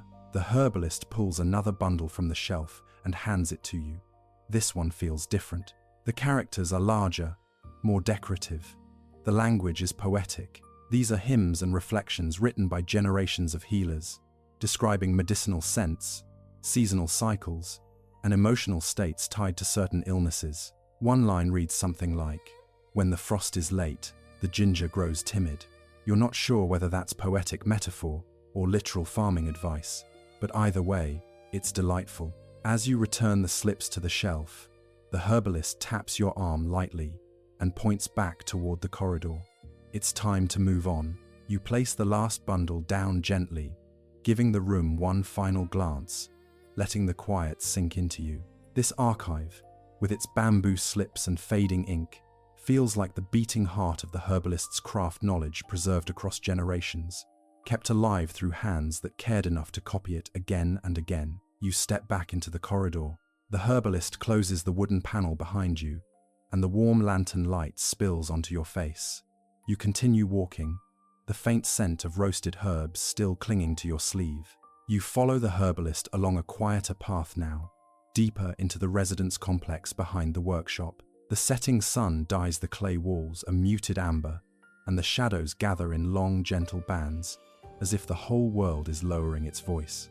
It's that hour of the day when people in Han towns begin preparing evening meals, rinsing rice, feeding chickens, or sweeping courtyards. But for a herbalist, your herbalist, the late afternoon, marks a different ritual entirely, the preparation of night remedies. Your footsteps soften as the herbalist leads you into a small courtyard garden enclosed on all four sides. It feels like you've stepped inside a secret, held close by generations of healers. The space is simple, no larger than a modern bedroom, but carefully arranged. Raised clay beds for herbs, a tiny pond reflecting the sky in perfect stillness, and a wooden table under a slanted roof made of reeds. A faint scent of mint hangs in the air, mixed with the earthy greenness of evening dew settling on leaves. The herbalist kneels beside a bed of night-blooming flowers, tiny white petals unfurling like slow sighs. He gestures for you to kneel too, and when you do, you hear it. A soft buzz of insects, the distant clatter of a market closing, and the whisper of a breeze brushing past bamboo stalks. Everything feels quieter here, as if the garden has been calibrated for calm. A mainstream historical fact surfaces.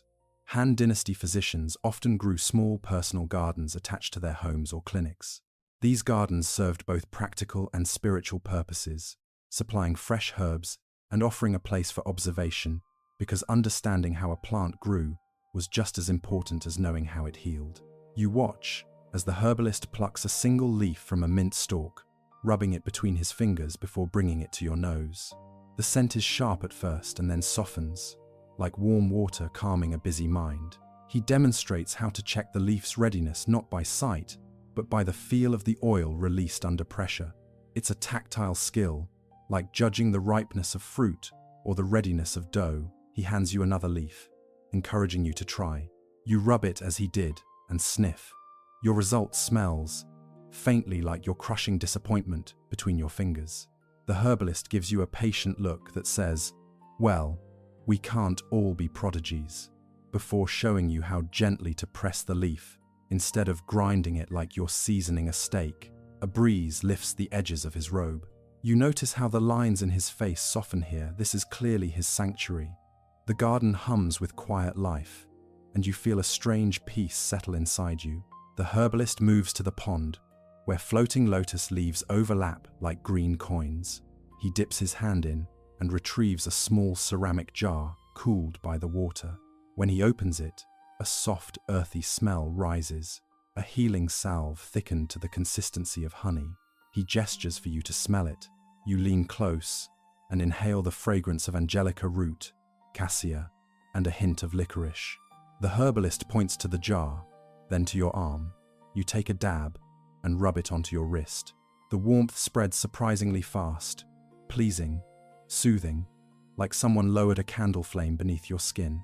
A quirky tidbit emerges when he brings out a second jar, this one smaller, carved with a symbol that looks suspiciously like a duck. You raise an eyebrow. He smirks and opens it. Inside, a pungent paste made for soothing sprains. The duck symbol, he explains, was simply the household way of identifying salves that smell, let's say, less appealing. You sniff it and recoil lightly, your nose involuntarily staging a protest. The herbalist chuckles quietly. Apparently, this reaction has remained unchanged for more than 2 millennia. As twilight deepens, he lights a small oil lamp under the reed shelter. The flame flickers softly, dipping in and out of sight as the breeze shifts. The lamp's glow bathes the garden in warm gold, and for a moment the world feels suspended in a peaceful blur.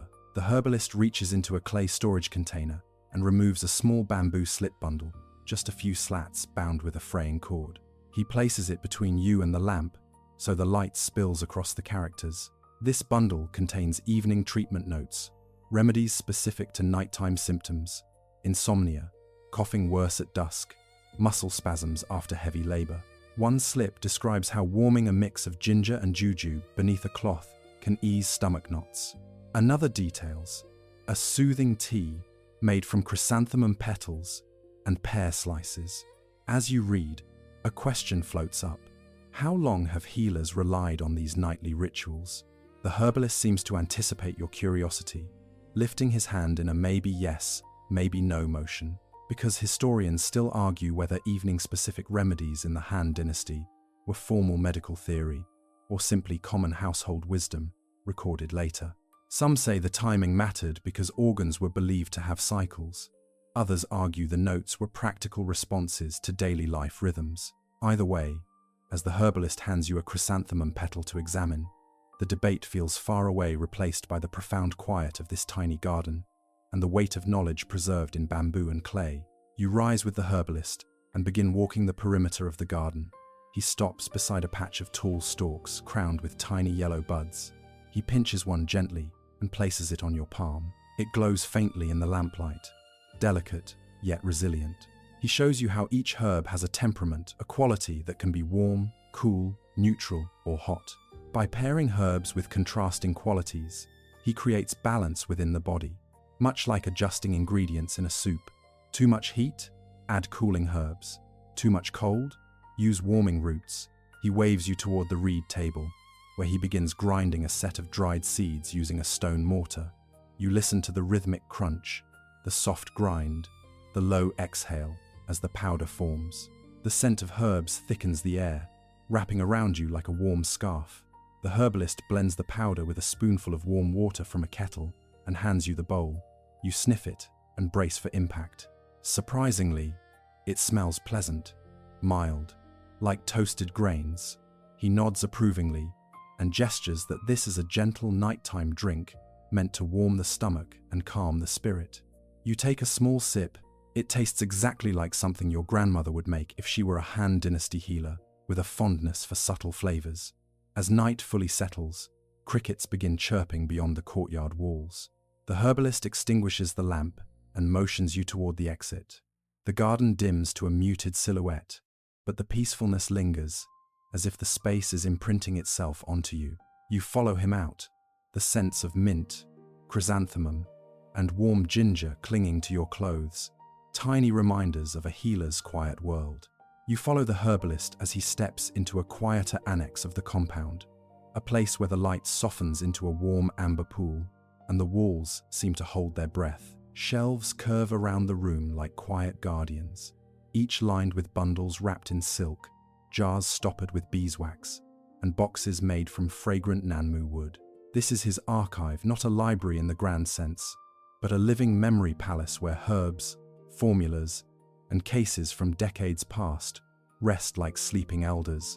You can already tell you're expected to treat this place with reverence, or at the very least, refrain from knocking anything over with your elbow, which is a genuine concern because the jars are packed closer together than passengers on a festival ferry. He kneels before a long, lacquered chest, its lid painted with a faded scene of cranes flying over pine trees. When he lifts it, a soft scent escapes old paper, medicinal twigs, traces of smoke from incense burned years ago. Inside are scrolls, meticulously rolled and tied with cords dyed in earthy tones. Brown for external remedies, green for digestive formulas, blue for treatments connected to the heart and emotions. A mainstream historical fact drifts gently into the moment. Han-Dynasty physicians often kept both personal notebooks and inherited scrolls, mixing family knowledge with learned scholarship. Medical lineages weren't just about technique but memory, each scroll a voice from the past, murmuring instructions. You watch as he selects a scroll tied in green. He unrolls it just enough to reveal elegant ink strokes, a formula for calming wind in the stomach, or in modern terms, a remedy for what might generously be called digestive turbulence. He traces one character with a fingertip, not checking technique, but honoring the person who wrote it. Scholars still argue whether Han physicians felt bound to preserved formulas or freely modified them, but your herbalist clearly sees these texts as companions, firm yet flexible, like very wise grandparents. Nearby sits a series of wooden tablets, the older form of record-keeping before paper took over. Each tablet contains a case study, symptoms, pulse description, what was prescribed, and if the patient survived, what worked. A quirky detail makes you lean closer. A few tablets have tiny doodles carved into the edges, a grumpy cow here, a pair of crossed chopsticks there, and one that appears to be a very unimpressed goose. The herbalist notices your amusement and shrugs with a smirk. Apprentices, his expression seems to say, have always been apprentices. He hands you one of the tablets, its surface smoothed by years of handling. The script describes a woman who couldn't sleep during spring winds, her pulse described as thin as silk. You imagine her lying awake, staring at the ceiling beams, while the night breeze tugged at her window latch. The remedy involves warming the stomach qi with ginger and jujube, along with lifestyle advice. Avoid late-night conversations and heavy thoughts after dusk. If only the Han Dynasty had known about doom scrolling on smartphones, they might have added avoid looking at glowing rectangles after midnight as well. The herbalist moves deeper into the archive, sliding open another box. This one contains bundles tied with bright saffron cord, rare ingredients, the sort that make apprentices tremble at the thought of mismeasuring them. Dried deer antler slices, glossy like polished wood, small waxy pearls of resin, a jar of powdered mica that shimmers under the lamplight, and tucked in the corner, a legendary piece of rhinoceros horn, illegal today, but historically used with awe and caution. You don't touch it. Even looking at it feels like you've just made eye contact with something that should be behind museum glass. He sets aside a jar holding something that looks shockingly ordinary, dried citrus peels. But the moment he opens it, the entire archive fills with a bright, nostalgic scent, as though a sunbeam decided to reincarnate itself as fruit. Chenpi, he murmurs, aged tangerine peel, one of the staples of classical herbalism.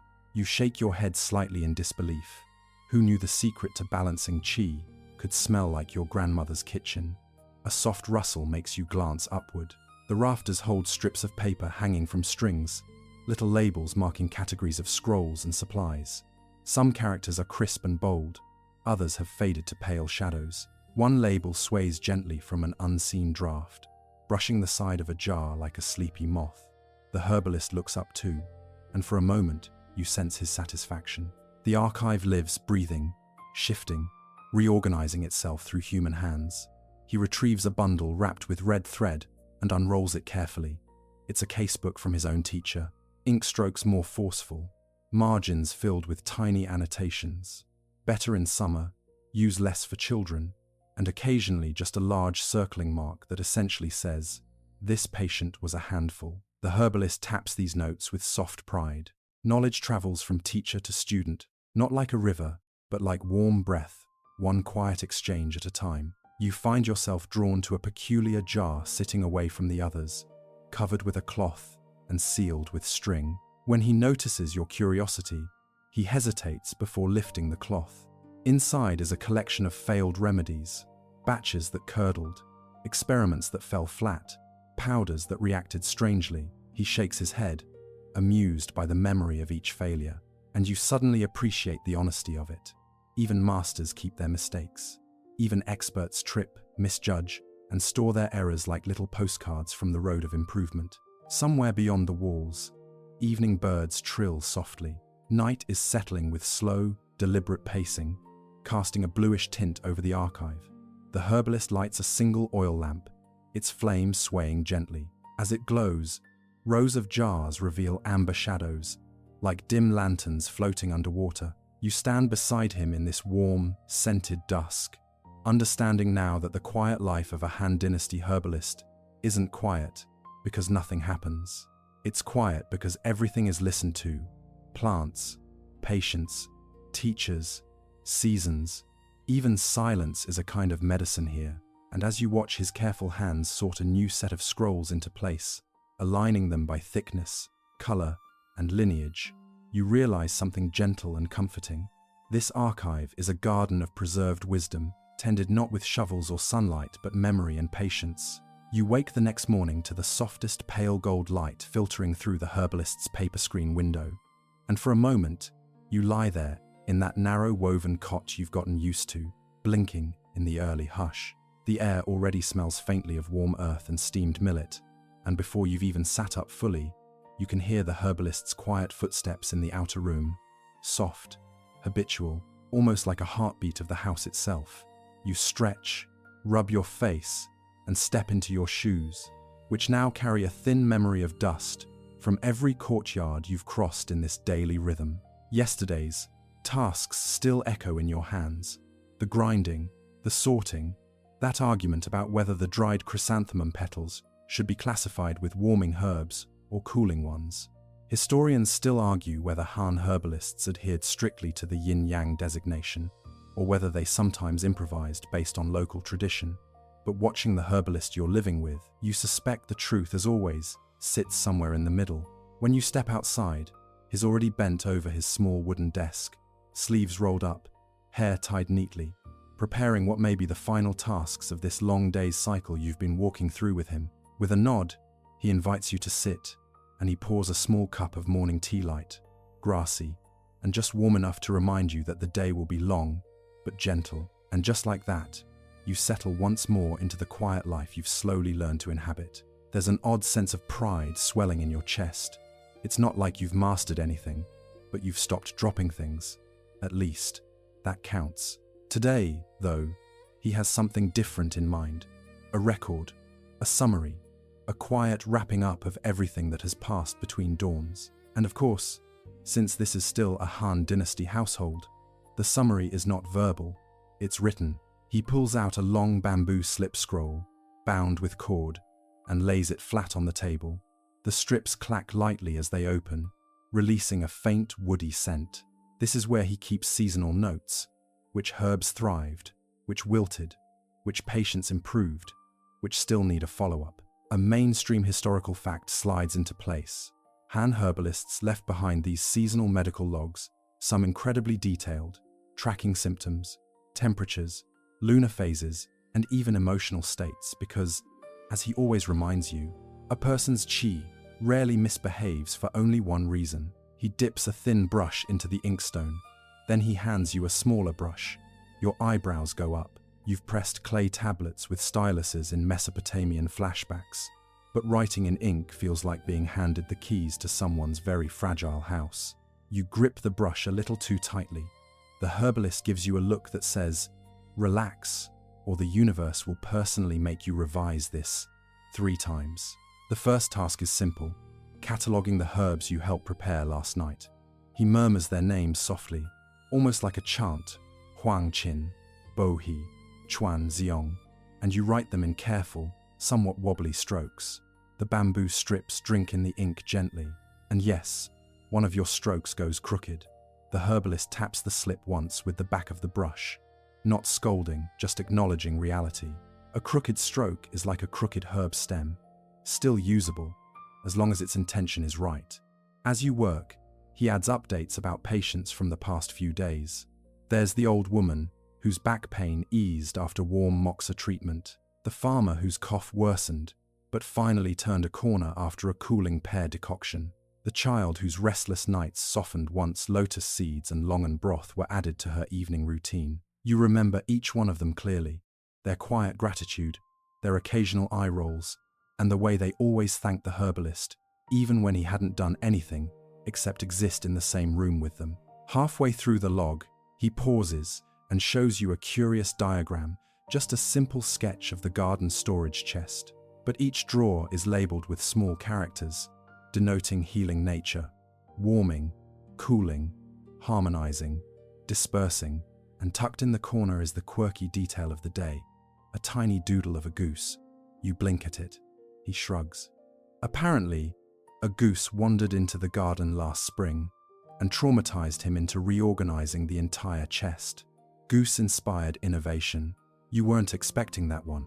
When the record is complete, he rolls the bamboo strips back up with practiced grace. Then he asks you to follow him outside, where the late afternoon light glows like soft honey over the courtyard. The air has cooled just enough to feel gentle on your skin. Somewhere, a neighbor is pounding dough. Somewhere else, a rooster is yelling at absolutely nothing. You stand at the threshold of the herbalist's workspace and suddenly realize something you hadn't articulated until now. This life, this steady rhythm, this quiet attentiveness, it's not just a job, it's a way of being. He picks up a final bowl, the one containing dried magnolia bark from earlier, and hands it to you. You carry it back inside and place it on the storage shelf. That's it, the last task. A simple movement, but it clicks something into place. You've come full circle through an entire herbalist's day. Dawn foraging, patient care, herb preparation, garden tending, mixing formulas, moments of humor, moments of uncertainty, scribbled records, and even that one terrifying encounter with the overly friendly neighbor dog. You've lived the entire cycle, step by step, just as he does. He looks at you then, not with pride, not with evaluation, but with something like calm acknowledgement. You made it. You've kept pace in a world where everything feels both ancient and strangely intimate. And as he begins to dim the lanterns and close the shutters, you feel that same grounded quiet settling inside you, like sediment drifting through warm water. You step outside for one last breath of evening air. The sky is a soft slate blue, the kind that hints at stars. A slow wind moves through the courtyard trees, carrying hints of herbs and ink and cooked rice. You hear distant laughter, a wheelbarrow creaking, the slow heartbeat of a world that doesn't rush unless it absolutely has to. And then the herbalist joins you. No words, just presence. You stand there together, watching the last light fade and the first stars prick through the dusk. And in the silence, the entire day folds gently into itself. The foraging, the grinding, the brewing, the healing, the tiny missteps, the small victories. You've experienced the quiet daily life of a Han-Dynasty herbalist. And now, As the world settles into night, he nods once, almost like he's giving you permission to rest, which, honestly, you really need. The courtyard eases into darkness, the soft kind that feels like a blanket pulled gently over tired shoulders, and you let yourself sink into the stillness, as if exhaling the final weight of the day.